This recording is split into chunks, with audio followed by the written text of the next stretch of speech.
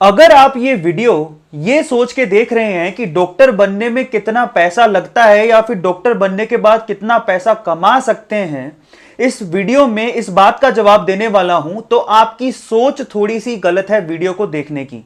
हालांकि डॉक्टर बनने में कितना पैसा लगता है इस बात का जवाब तो मैं इस वीडियो में दूंगा, लेकिन मैं चाहता हूं कि आप थोड़ी सी सोच को ठीक करके इस वीडियो को देखें, क्योंकि इस वीडियो का मकसद यह बताना नहीं है। एक्चुअल में हमें जितनी रिक्वायरमेंट है डॉक्टर्स की, उस हिसाब से हमारे हेल्थ सेक्टर में या हेल्थ एजुकेशन में काम नहीं हो रहा है। और जैसा सिनेरियो डेवलप हुआ है उसमें हमें आज अभी सोचने की जरूरत है। अगर आप डॉक्टर बनना चाहते हैं, आपका बेटा या बेटी को अगर आप डॉक्टर बनाना चाहते हैं, तो इस वीडियो को बड़े ध्यान से देखिएगा, क्योंकि हम सोच बदलेंगे तभी हमारे यहां की तस्वीर बदल पाएगी। क्योंकि जो कुछ हेल्थ सेक्टर के नाम पे और हेल्थ एजुकेशन के नाम पे हो रहा है, वो एक्चुअल में जितना काला दिखता है वो उससे भी ज्यादा काला है। इस चीज को मुझे आप लोगों को बताना जरूरी था, क्योंकि मैंने जब ये चीजें देखी तो मुझे लगा एक बार मैं शेयर जरूर करूं। हालांकि इन बातों पर बहुत बार पहले चर्चा हो चुकी है, बहुत सारे न्यूज चैनल, बहुत सारे न्यूज़पेपर्स इसके बारे में छाप चुके हैं, लेकिन उससे भी बढ़कर मैं आपको डेटा वाइज कुछ चीजें बताना चाहता हूं जिसको आप लोगों को समझने की बहुत ज्यादा जरूरत है। As a viewer, as a Indian citizen, आप इस चीज को बहुत ध्यान से देखिए। सबसे पहले तो यह समझे कि हमारे भारत देश में, इंडिया में डॉक्टर्स की जरूरत क्यों है। मैंने एक रीसेंट रिपोर्ट पढ़ी, उसके मुताबिक आज भी टोटल 6 लाख डॉक्टर्स की वैकेंसीज है इंडिया में। मतलब 6 लाख डॉक्टर की आज इसी वक्त रिक्वायरमेंट है, जो कि है नहीं। बड़े ध्यान से इसको समझिएगा। उस रिपोर्ट में यह तक कहा गया कि इंडिया में हर 1000 की पॉपुलेशन पर एक डॉक्टर होना चाहिए, जबकि रियलिटी ये है कि ओवरऑल रूरल एंड अर्बन, मतलब शहरी और ग्रामीण दोनों को मिला दें तो ओवरऑल जब रेशो निकाला गया तो 1800 पर एक डॉक्टर है। और ये रेशो और भी खराब हो जाता है रूरल एरियाज पे, मतलब विलेजेस में। अगर हम लोग इंडिविजुअल डेटा पे ध्यान दें तो अर्बन सेक्टर, अर्बन जो एरिया है, मेट्रोपॉलिटन सिटीज, वहां डॉक्टर की अवेलेबिलिटी अच्छी है, वहां पर 1200 से 1300 की पॉपुलेशन पे एक डॉक्टर मिल जाएगा। लेकिन गांव में सिचुएशन इतनी खराब है कि वहां पर 4000 5000 की पॉपुलेशन पे एक डॉक्टर है। और उस रिपोर्ट में यह भी मेंशन था कि इंडिया में 27% डेथ सिर्फ और सिर्फ इस वजह से होती है कि उनको डॉक्टर नहीं मिल पाते।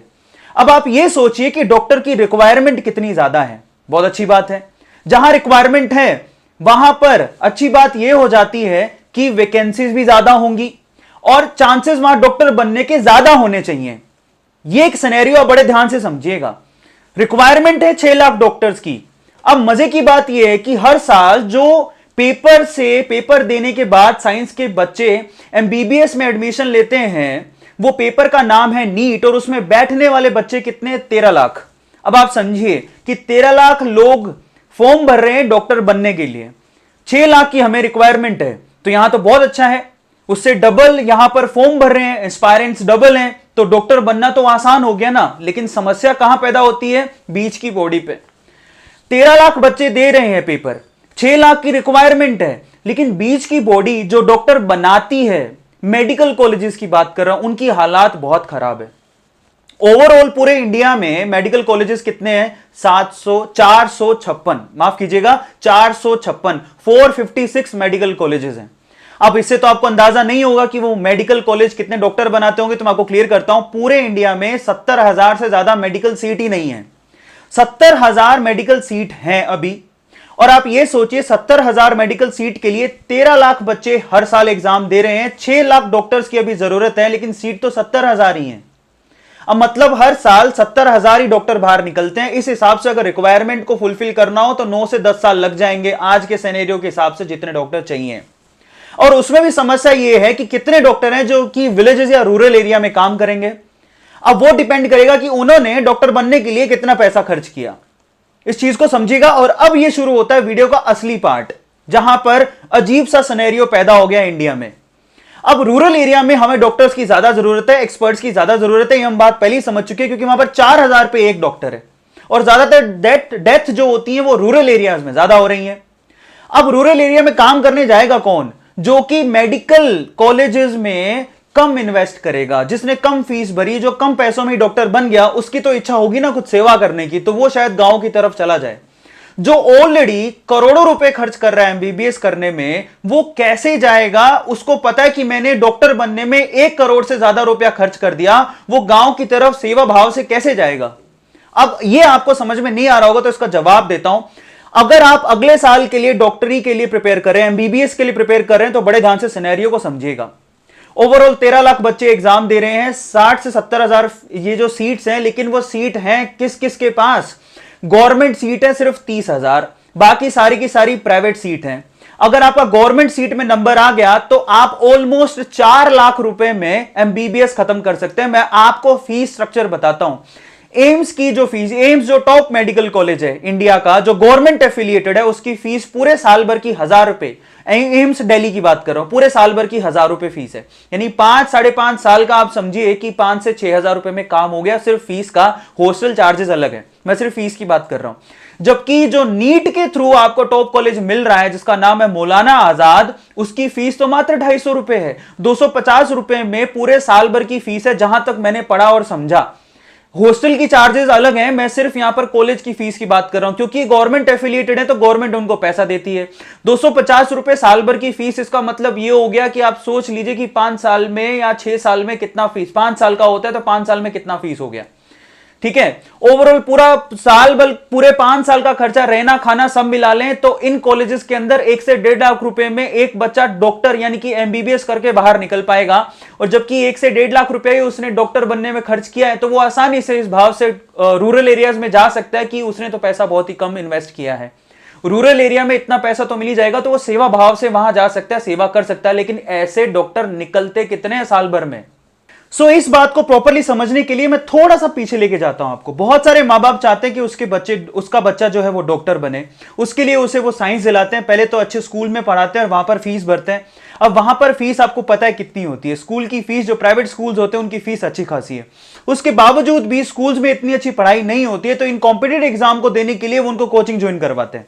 और कोचिंग की फीस सालाना 1 लाख से 1.5 लाख, 2 लाख रुपए चार्ज भी लेते हैं। अब ये इन्वेस्टमेंट पे स्कूल की फीस प्लस आप कोचिंग का चार्ज जोड़ लीजिए। उसके बाद भी साल भर की मेहनत के बाद जब नीट में क्वालिफाई कर पाता है और स्कोर अच्छा नहीं आता, यहां पर फर्क है, कई बच्चों को पता नहीं होगा। नीट में क्वालिफाई करने से आपको गवर्नमेंट सीट नहीं मिलने वाला। आप जरा सोचिए, पिछले साल यानी कि लास्ट जो एग्जाम हुआ है 2018 में, उसमें क्वालिफाई करने वाले 7 लाख बच्चे थे। अब आप सोचिए उसके अंदर गवर्नमेंट सीट तो सिर्फ 30,000 है, मतलब बाकी बच्चे कहां जाएंगे? और एक्चुअल में वो गवर्नमेंट सीट उन्हीं को मिलती है जो टॉप 10% में आते हैं, मतलब क्रीम। वो भी 10% तो मैं ज्यादा बोल रहा हूं, 5 से 7% में जो आते हैं उन्हीं को वो सीट मिली। बाकी बच्चे प्राइवेट कॉलेज की तरफ जाते हैं और वहां पर उन्हें बहुत भारी भरकम फीस भरनी पड़ती है। नीट के स्कोर का भी कुछ ज्यादा फर्क नहीं पड़ता। एंड आई वॉज शॉक्ड जब मुझे ये मालूम पड़ा कि नीट स्कोर के बावजूद भी ये कॉलेजेस कितना चार्ज करते हैं। जरा सोचिए, इनकी फीस की रेंज है 3 लाख रुपए से लेके 20 लाख रुपए पर एनम, जहां पर आप गवर्नमेंट कॉलेज में सिर्फ 4 लाख रुपए में 5 साल कंप्लीट एमबीबीएस कर सकते हैं। 4 लाख रुपए 5 साल के कंप्लीट। मैं मैक्सिमम रेंज बता रहा हूं क्योंकि बहुत सारे गवर्नमेंट कॉलेज की फीस भी 80,000 रुपए के पर एनम के करीब है। मैंने आपको 2-3 कॉलेज के एग्जांपल दी जहां फीस बहुत ही कम है, लेकिन कुछ कॉलेजेस ऐसे हैं जहां पर 80,000 रुपए भी फीस है। लेकिन प्राइवेट कॉलेज की फीस तो पर एनम पे शुरू ही 3 लाख रुपए से होती है और वो 20 लाख रुपए तक जाती है। और अगर आपका नीट का स्कोर बहुत कम है और फिर भी आप एमबीबीएस करना चाहते हैं तो डोनेशन सुन के आप हैरान रह जाएंगे। 20 से 50 लाख रुपए तक का तो डोनेशन है। उसके बाद आप सीट मिलेगी और उसके बाद आपकी एमबीबीएस की पर एनम की फीस आपको अलग से पे करनी है। अब इस हिसाब से गवर्नमेंट के बच्चों को छोड़ दें, जो कि मुश्किल से 20 से 30 हजार होंगे जो साल भर में निकलेंगे, बाकी जितने भी डॉक्टर निकल रहे हैं वो कितना पैसा खर्च कर रहे हैं डॉक्टर बनने में, ये सोचिए। ओवरऑल वो 50 लाख रुपए से लेके 1.5 करोड़ रुपए तक डॉक्टर बनने में पे कर रहे हैं। ये मेरी रिपोर्ट या मैं नहीं कहता हूं, मैंने भी ये सब चीजें देखी हैं। इवन इनफैक्ट एक न्यूज चैनल ने भी इसको एक्सपोज किया था और ये रीसेंट टाइम की ही बात है। अब आप ये सोचिए कि प्राइवेट कॉलेज के अंदर जो बच्चा एमबीबीएस कर रहा है वो 50 लाख रुपए से लेके 1.5 करोड़ 2 करोड़ रुपए तक खर्च करने के बाद डॉक्टर बन रहा है, तो क्या वो रूरल सेक्टर में सर्विस करने के लिए जाएगा? नहीं। यहीं से करप्शन शुरू होता है। इतनी ज्यादा फीस भरने के बाद मुझे नहीं लगता कि कोई सेवा भाव से गांव की तरफ जाएगा कि चलो मैंने 50 लाख से 1.5 करोड़ रुपया खर्च किया है, अब मैं जाता हूं गांव की तरफ। और इस हिसाब से अब जरा सोचिए कि सिर्फ 30,000 ही डॉक्टर है, जिसमें से भी मुश्किल से 5 या 7,000 डॉक्टर ही गांव की तरफ जाते हैं। तो आप सोचिए कि ये रिक्वायरमेंट कब डॉक्टर की पूरी होगी। ये है समस्या की जड़। और प्राइवेट सेक्टर इतना ज्यादा चार्ज कर रहा है कि आम इंसान उस फीस को सोच के डॉक्टर बनने और बनाने का सपना ही छोड़ देगा। इतनी ज्यादा फीस चार्ज हो रही है और गवर्नमेंट के मुकाबले उनकी सुविधाएं कम है। यह भी एक उल्टा है, मतलब सुविधाएं कम है, कम नीट स्कोर पे आपका सिलेक्शन हो रहा है और फीस इतनी ज्यादा। सब कुछ उल्टा है। अब इस चीज को समझें। अब यहीं से ही तो समस्या पैदा होती है। तो क्या हमें ये जो इतना सिनेरियो जटिल हो गया, इवन इनफैक्ट जो हमारी गवर्नमेंट है उसने नीट एग्जाम को तो बनाया ही इसलिए था कि ये जो धांधली चल रही है वो बंद हो जाए, पर हुआ क्या, उसका उल्टा, उससे ज्यादा हो गई है। आज लोग एमबीबीएस में एडमिशन के नाम पे मुंह फाड़ के कम से कम 20 या 25 लाख की तो डोनेशन मांग लेते हैं। और इनफैक्ट आप यह सोचिए कि इस सिनेरियो का फायदा बाहर के देशों को मिल रहा है। वो कैसे कि आपको मैं बता देता हूं, आप हैरान रह जाएंगे। पता नहीं इंडिया में एमबीबीएस इतना महंगा क्यों है। बहुत सारे जो स्टूडेंट है वो अब्रोड चले जाते हैं क्योंकि वहां पर बहुत ही कम पैसों में एमबीबीएस करवाई जा रही है। हालांकि उसको यहां इंडिया में एक्सेप्ट नहीं करते। बहुत लोगों को रियलिटी पता भी है। लोग चाइना चले जाते हैं एमबीबीएस करने में क्योंकि वहां पर 15 लाख रुपए में आपकी एमबीबीएस हो जाती है। रशिया में चले जाते हैं। क्यों जा रहे हैं, क्यों माइग्रेट हो रहे हैं। और फाइनली वहां पर डॉक्टरी करने के बाद कई लोग तो वहीं सेटल हो जाते हैं, वापस आते ही नहीं है। कई लोग वापस आते हैं तो उनकी डिग्री को भी वैल्यू ही नहीं है, बाद में उनको मालूम पड़ता है। और यहां पर भी एमबीबीएस खत्म होने पर भी कोई काम नहीं चलता, उसके बाद एमडी करनी पड़ेगी। 3 साल की एमडी होती है, उसके बाद अब एक परफेक्ट डॉक्टर बनोगे। अब आप ये सोचिए कि जर्नी कितनी लंबी है। इतनी लंबी जर्नी, जबकि रिक्वायरमेंट 6 लाख से ज्यादा डॉक्टर्स की है। क्या यह समस्या जटिल नहीं है? क्या हमें इसके लिए कुछ करना नहीं चाहिए? इनपुट बहुत अच्छा है, आउटपुट की रिक्वायरमेंट भी अच्छी है, लेकिन बीच की मशीनरी इतनी जटिल है कि समस्या 10 साल में भी खत्म नहीं हो सकती।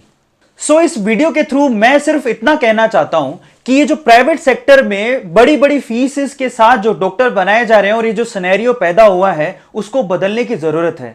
इस बात को आप गवर्नमेंट तक लेके जाइए, शेयर कीजिए और मैं गवर्नमेंट से भी रिक्वेस्ट करूंगा कि इसके ऊपर कुछ कदम उठाए जाएं। जरूरी भी है। अब दूसरी चीज यह भी सोचने की जरूरत है कि जो बच्चा इतनी सारी स्कूल की फीस भर के, फिर कोचिंग की फीस भर के और फिर प्राइवेट कॉलेजेस की महंगी फीस भरने के बाद जब डॉक्टर बनेगा तो वो किस मेंटेलिटी के साथ डॉक्टर बन रहा है। Think of it. क्या वो उस मेंटेलिटी के साथ कभी सेवा भाव रख पाएगा? और एक बात मैं आप लोगों को भी कहना चाहता हूं जो कि डॉक्टर बनना चाहते हैं या बनाना चाहते हैं, तो आप चेक करें अपने आप को कि आपकी डॉक्टर बनने या बनाने के पीछे की मेंटेलिटी क्या है। क्या आप सेवा भाव से डॉक्टर बनना या बनाना चाहते हैं या फिर पैसे की मेंटेलिटी के पीछे? Think of it. Thank you.